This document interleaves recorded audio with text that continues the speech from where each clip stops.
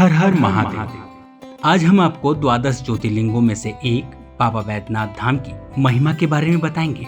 झारखंड के देवघर जिला में स्थित बाबा बैद्यनाथ धाम, जहां देवादिदेव महादेव मां आदि शक्ति पार्वती के साथ विराजमान हैं। इस ज्योतिर्लिंग को लेकर पुराणों में उल्लेख है कि एक बार असुर राज रावण ने हिमालय जाकर भगवान शिव को प्रसन्न करने के लिए घोर तपस्या की थी। अपनी कठिन तपस्या में महादेव को प्रसन्न करने के लिए रावण ने प्रभु को एक एक कर अपने 9 शीश अर्पित कर दिए।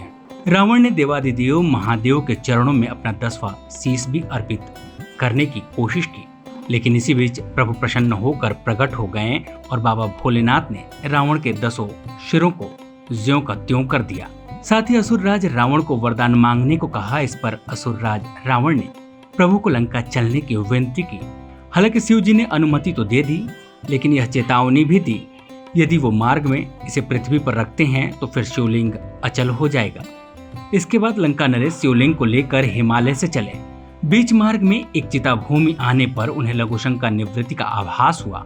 इसी बीच भगवान विष्णु चरवाहे का वेश धारण करके वहां पहुंचे, क्योंकि वो नहीं चाहते थे कि लंका नरेश भगवान शिव को अपने साथ लंका लेकर जाए। रावण की दृष्टि जैसे ही चरवाहे पर पड़ी तो रावण ने चरवाहे से अपनी पीड़ा बताई और शिवलिंग को उन्हें थोड़ी देर अपने पास रखने का आग्रह किया। इस पर चरवाहे के वेश में भगवान विष्णु ने कहा कि उन्हें जल्द वापस आना होगा। इस पर रावण मान गए और निवृत्त होने के लिए वहां से प्रस्थान किए। इस बीच जब समय बीतने के बाद रावण शिवलिंग लेने के लिए नहीं आए तो चरवाहे ने शिवलिंग को भूमि पर रख दिया और वहां से प्रस्थान हो गए।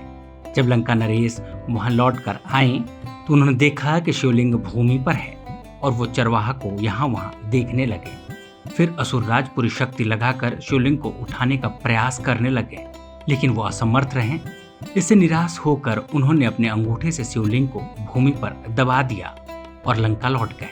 इस घटना के उपरांत भगवान ब्रह्मा विष्णु आदि देवताओं ने इस शिवलिंग की पूजा की।